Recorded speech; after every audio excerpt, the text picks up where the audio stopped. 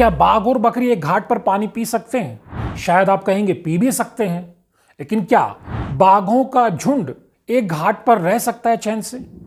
आप कहेंगे ऐसा कैसे संभव है? बिल्कुल संभव नहीं है। अगर संभव होता तो बीजेपी में यह बवंडर न उठ रहा होता। दोस्तों नमस्कार, द न्यूज अड्डा के खास चुनावी शो प्योर पॉलिटिक्स विद पवन में आपका स्वागत है। बीजेपी बहुत इतरा रही थी कि उसने उत्तराखंड में 18,000 से ज्यादा कांग्रेस और दूसरे विपक्षी दलों के नेताओं को तोड़कर अपने कुनबे को बड़ा कर लिया है। लेकिन अब इसी कुनबे के ये ज्यादा बर्तन खड़कने लगे हैं। जिस तरह से अनुकृति गोसाई की बीजेपी में एंट्री हो जाती है तो ये बर्तन खड़कने की आवाज सबसे पहले आती है, क्योंकि लैंसडौन से बीजेपी के विधायक महंत दिलीप रावत को लैंसडौन में दखलंदाजी की चिंता होने लगती है। राम तेरी गंगा मैली, पापियों के पाप धोते धोते सुनाकर के अपना दर्द महंत जाहिर कर रहे हैं। अब इसी तरह का दर्द दूसरी जगह भी फूट पड़ा है। टिहरी में कल्पना करिए कि जिस तरह से किशोर उपाध्याय बीजेपी के विधायक होकर अपनी वेदना सार्वजनिक तौर पर जाहिर कर रहे हैं, ऐसे करा रहे हैं मानो बीजेपी में उन पर जुल्म ढाया जा रहा है। क्योंकि बीजेपी ने हाल फिलहाल निर्दलीय राजनीति करते रहे और किशोर उपाध्याय के धुर विरोधी रहे दिनेश धने को भी पार्टी ज्वाइन करा ली है। आखिर ऐसे समय में जब हर कोई बीजेपी की वॉशिंग मशीन से धुलकर पवित्र और बेदाग होना चाह रहा हो, तब बेचारे दिनेश धने की क्या खता है? और खता उनकी इतनी भी क्या हुई कि अगर उन्होंने एक मीटिंग में, जब टिहरी के बीजेपी के जिला अध्यक्ष और दूसरे पदाधिकारी मौजूद हों, 150 लोगों की मीटिंग में अगर ये कह भी दिया कि टिहरी झील में टीएचडीसी के जितने भी काम चल रहे हैं, यानी करोड़ों के जो ठेके चल रहे हैं, वो बीजेपी के विधायक किशोर उपाध्याय ने अपने यारे प्यारे लोगों को दिला रखे हैं। आरोप ही तो लगाया था, बंद दीवार के भीतर आरोप लगाया था, लेकिन अब किशोर उपाध्याय को पीड़ा पहुंची है। वैसे भी वो चिट्ठियां पहले भी लिखते रहे थे, इसलिए एक चिट्ठी उन्होंने और लिख दी है।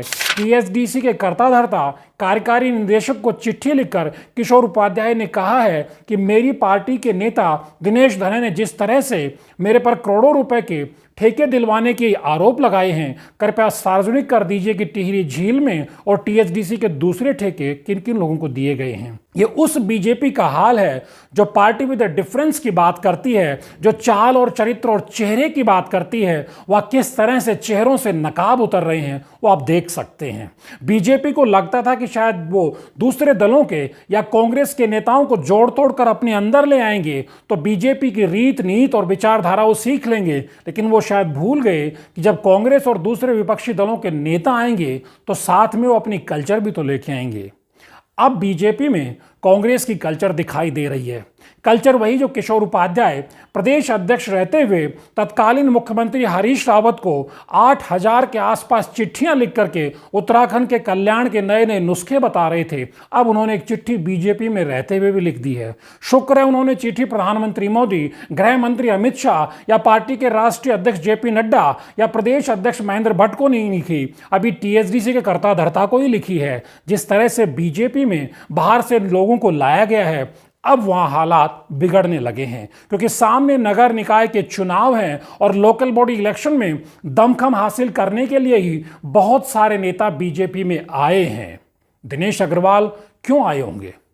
कांग्रेस ने कई बार विधानसभा का चुनाव लड़ाया, विधायक भी बनवाया, मंत्री भी बनवाया, मेयर भी कांग्रेस बनवाना चाहती थी। यह अलग बात है कि दिनेश अग्रवाल हार गए थे, लेकिन दिनेश अग्रवाल अब चाहेंगे ना कि विनोद चमोली के साथ साथ उनकी भी तो चले, कुछ पार्षद उनके भी बीजेपी से जीत के आए।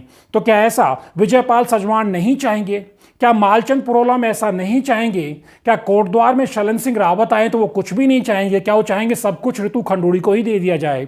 या फिर राजेंद्र भंडारी इतने बड़े दरिया दिल होंगे कि वो चाहेंगे सब कुछ बद्रीनाथ में महेंद्र भट्ट ही कर लें, उनके हिस्से कुछ भी नहीं आएगा? क्या वो सिर्फ विधानसभा का दोबारा उपचुनाव लड़कर ही रह जाएंगे? ये बहुत बड़े सवाल हैं जो बीजेपी के भीतर उठ रहे हैं।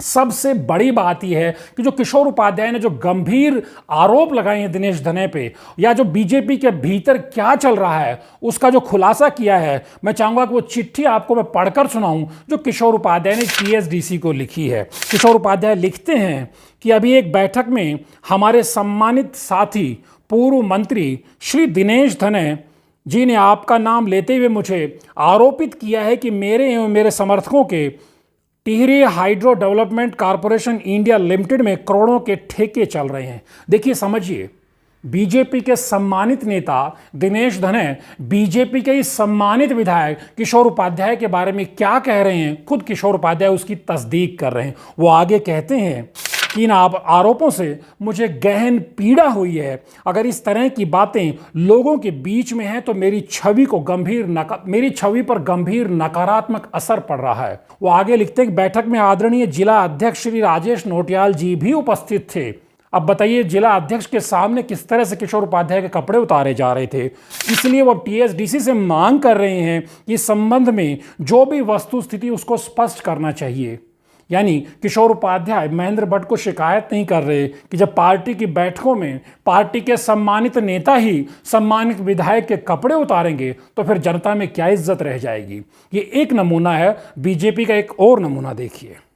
बीजेपी के ही एक और नेता हैं खेम सिंह चौहान। वो फेसबुक पर लिखते हैं, अपराधी प्रकृति के चक्कू मारने वाले, आईपीसी की 307 जैसी कई अन्य धाराओं में हवालात काटने वाले, पार्टी के वरिष्ठ एवं समर्पित कार्यकर्ताओं का अपमान करने वाले, पैसे के बल पर पद हासिल करने वाले, छोटी छोटी कंपनियों में नौकरी में धक्के खाने वाले, जिनसे कभी अपने गांव का भला नहीं सोचा, शराबी कबाबी, पार्टी के कारण बड़ी बड़ी एजेंसी अपने नाम करने वाले, पक्षपात, जातिवाद और क्षेत्रवाद की राजनीति करने वाले, दूसरी पार्टी से आए क्रैशर पार्टनर, स्टोन क्रैशर का बड़ा दबदबा है उत्तराखंड की राजनीति में, आए क्रैशर पार्टनर के तलवे चाटने वाले क्या जिले एवं पार्टी के नेता हो सकते हैं?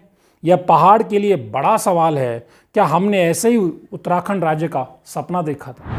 आप सहज कल्पना कर सकते हैं कि 4 जून को बीजेपी के पक्ष में बहुमत आया, यानी प्रचंड बहुमत से बीजेपी की सरकार बन गई, तब ये इधर उधर से जोड़े नेता कुछ समय के लिए दम साधे बैठे रह सकते हैं। लेकिन अगर कुछ दिक्कत होती है तो ये नेता किस तरह से खुलकर सामने अपना रूप दिखाएंगे, इसका अंदाजा सहज ही लग सकता है। क्योंकि लोकल बॉडी इलेक्शन में ये तमाम नेता जो जुटे हैं बीजेपी में, ये अपना अपना हिस्सा मांगेंगे और फिर बीजेपी का जो परंपरागत काडर और वोटर है या फिर दूसरे जो समर्थक हैं उनके लिए ये सेटबैक होने वाला है। क्योंकि दिनेश धने का सवाल नहीं है, दिनेश अग्रवाल का सवाल नहीं है, राजेंद्र भंडारी का सवाल नहीं है, मालचंद का सवाल नहीं है, विजयपाल सजवाण का सवाल नहीं है, शैलेंद्र सिंह रावत का सवाल नहीं है। तमाम जितने भी लोग जोड़े हैं ये पूर्व विधायक हैं या अपने अपने इलाके में बड़ी हैसियत रखते हैं, इनके समर्थक भी हैं। यही बीजेपी के जो नेतृत्व है प्रदेश का, उसके सामने चुनौती बनने वाली है कि सबका एडजस्टमेंट कैसे किया जाएगा। क्योंकि 2027 का चुनाव बहुत दूर है।